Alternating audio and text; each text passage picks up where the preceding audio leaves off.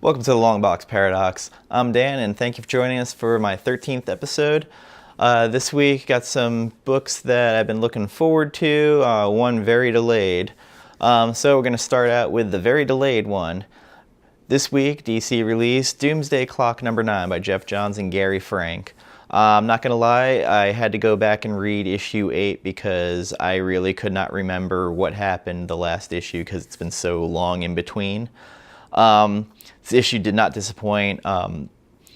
I've become a huge fan of Gary Frank's art. I know there was a while when he was on Gen 13, I didn't really dig his artwork, but over the years, it's progressed and he's become an amazing artist. I mean, he already was one, but it's just such a jump in style, detail in his art.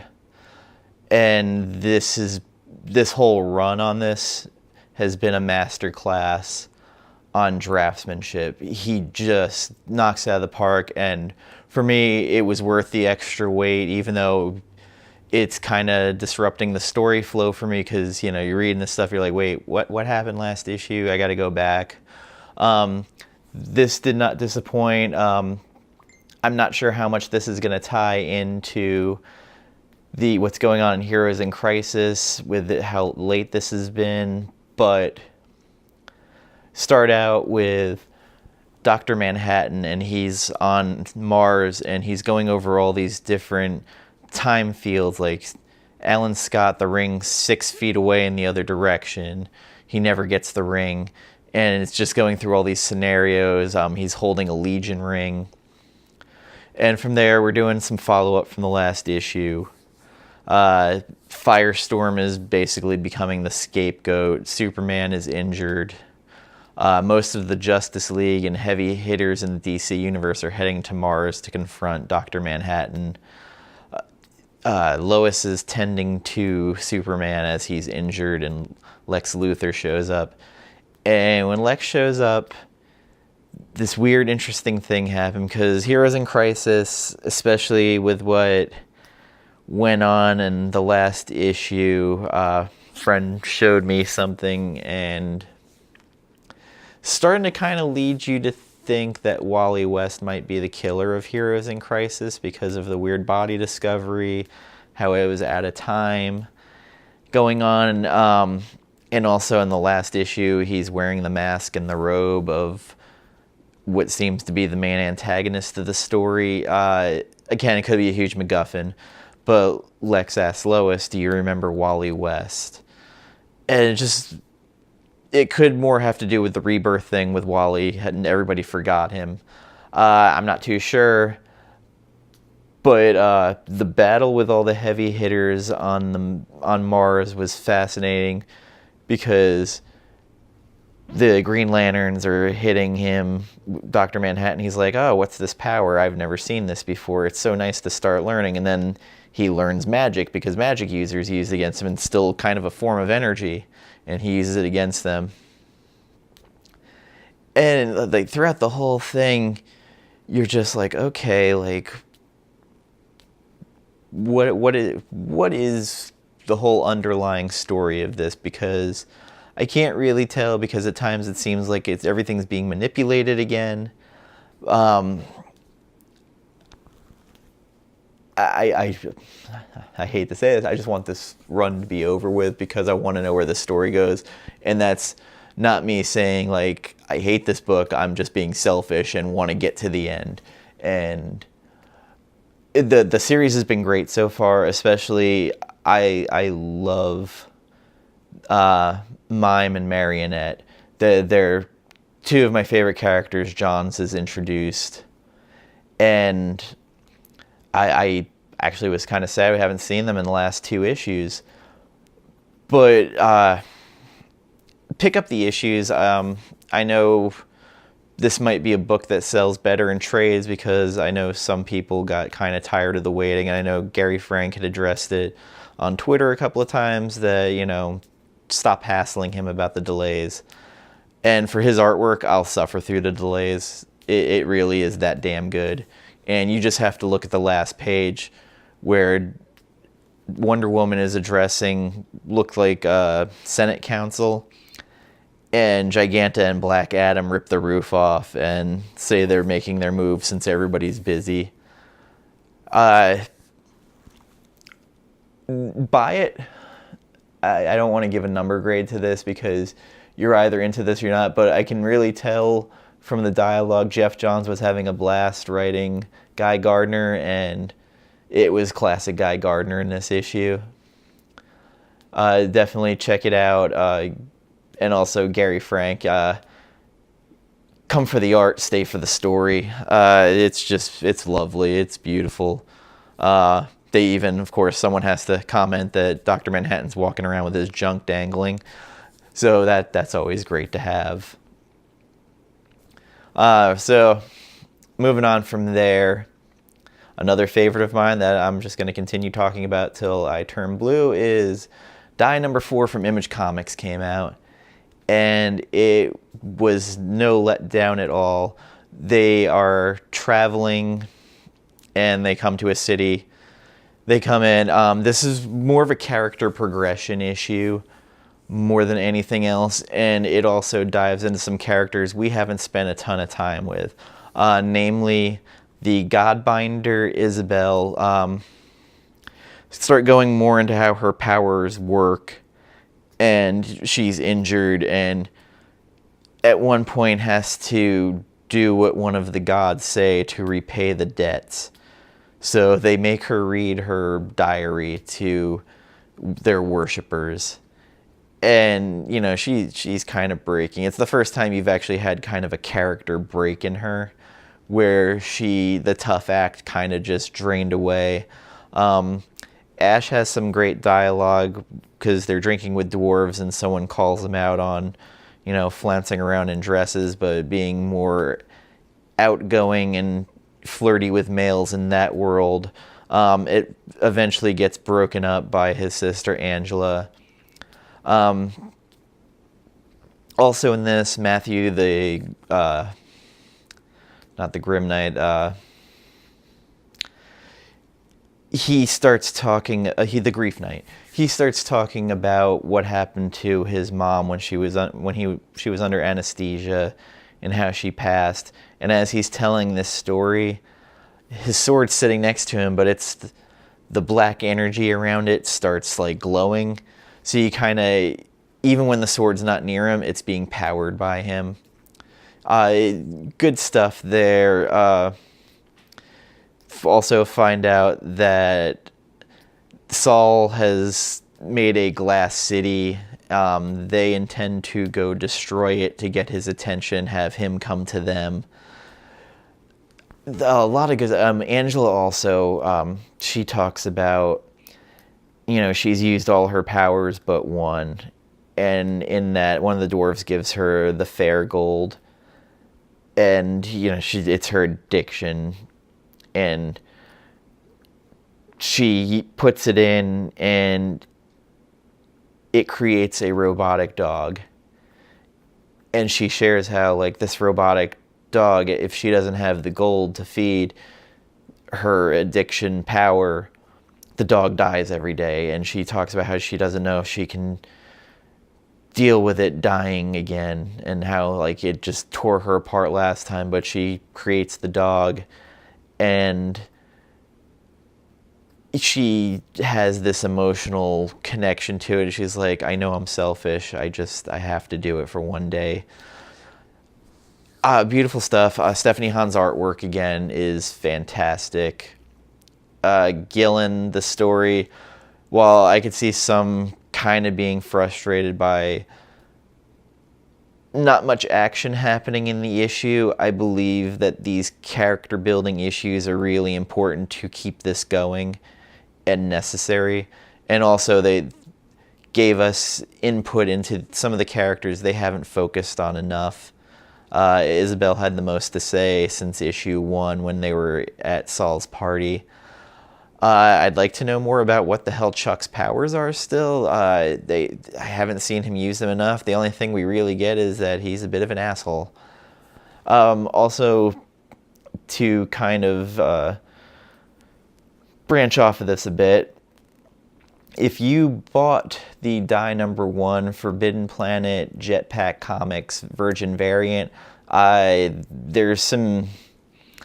No one's really sure what the actual count is for how many of this were printed, because Jetpack said they had 800. Forbidden Planet, I believe, said they had 800, which the numbers don't really seem right, because I thought you had to order 3,000 of an issue to get your own exclusive. But either way, this version variant has exploded on eBay. Today I saw a sale of $199 on it, where just a few weeks ago this was selling for $10. So now comes the hard choice. Do you sell now? Do you grade it? Or do you just say, I'm going to hold? Because either way, there's not enough of these issues out there to feed the demand. And it could jump up to possibly close to 3 or 4, which at that point you might have to. I have a magic number in my head that if it hits, but I was very tempted to list one of my 3 today just to see. Not sure if buy it now or auction would be your best option for selling it, but I just feel I need to share that info because it could be very lucrative for you right now. But if you take the gamble of holding on, just know it may go down, it may go back, it may go further up. But right now, the demand for this comic, as we've seen now, issue 1 and 2, both are in the 3rd to 4th printing area. 3 might be soon. So, food for thought, at least, with this. And now for Marvel. And I will say, I didn't think it was an incredibly great week for Marvel books. But this one... I'm down for Gail Simone books. I will always check them out. I don't always love them, but she's been kind of an important writer in my life due to some issues in the past. So if she puts something out, I will always buy it and at least check it out. For the most part, it's usually, I really like her books. So DominoHotshots, which Domino has been a fun book, and Hotshots, she finally gets her own kind of Marvel Birds of Prey using some B-list and A-list characters. I will say that since the 80s, I have been a stump for Diamondback in anything she's in. I loved when she was part of the Serpent Society and flirting with Captain America and the bad girl, in love with the good guy, and I just always liked the character. So in this one, we have Domino meeting in a cafe with Black Widow, and they're having a dialogue. It's about a mission. And the first thing that stood out to me is that it seems like Gail is having a great time writing these characters. The book, while not overly... there's no grimness to it at all, in my opinion, but there is just a lot of fun to be had in it. And for me, it's interesting because there's 2 B-list characters, maybe C-list even, that I was not really too familiar with, White Fox and Atlas Bear, who's from Wakanda, and I really have no memory of this character, and it's kind of frustrating. Like, I don't know why I don't remember. Anyway... Gail and David Badalon, if I'm murdering your last name, I apologize if you see this. Since Domino, they've been a great team together because his art really moves the story along and it jives with the style of the book. Outlaw is kind of a favorite. I know Gail loves that character. So she writes her very fun and well. Domino is probably the most interesting that I have seen her. Well, since Gail started writing her, I was never a huge Domino fan from even when she first got introduced in X-Force. there was always just something about it. Just they never really dove into her story enough for me and gave her enough personality. And now she's got personality aplenty. The book was an incredible amount of fun. It moved fast. Babylon, he does an interesting take on a character that finds a relic and becomes sort of a celestial, and it has the kind of great homage to the Kirby Celestials, you know, with the thumb out and stuff. Just good stuff. It was a lot of fun. It's a book that I feel that male and female readers will both gravitate to because it was a good action book. Actually had a Black Widow that's kind of fun, which is great. Really enjoyed it. It's a buy and can't recommend enough for anyone. And also, if you haven't read it, Gail had a great book for Dark Horse called Leaving Megalopolis, which was superheroes turned bad and trying to run a rescue mission in the city in the follow-up called Surviving Megalopolis. Great book, check it out, get the trades, but can't recommend enough. And for this week, moving on, I did not love a lot of the covers this week, but the covers I did like were, for the most part, the A covers. So the first, well, okay, it is an A and a B, but Amazing Spider-Man number 16. Don't normally buy Amazing Spider-Man. I read on digital, but don't usually buy the book. But this one had a great Black Cat Greg Land cover. It caught my eye. Land is hit and miss for me, but I thought this one in particular was really great. And also, Derek Chu did the Harley Quinn cover for 59. I really like Derek Chu's art. Again, people complaining about the way that the cover is put on it, where it's meant to be turned to like a portrait mode, or is it landscape? Anyway, I really dig his work, so I'm down for it. That really was kind of it for me cover-wise. Other than the die cover by Hans with Angela and her little dog was, now that I know the story on it, it was a little heartbreaking. And Alex Ross Immortal Hulk covers continue to be fantastic. A lot of good stuff coming out next week I'm excited about. Also going to put the warning out there again about Detective Comics 1000. Going to be a lot of covers. Now we even have foil ones coming out there. I saw for the Capullo and Lee cover. And going to be a ton produced. High price point. Buy what you like. Don't expect to make money off of it. Especially if you think Arkham Knight is going to be a big thing in that issue, because it looks like 1003, 1004 is actually where we find out who Arkham Knight is revealed, and I feel that's going to be the bigger issues to pick up. So I'd just like to thank you for watching. Share, comment, subscribe.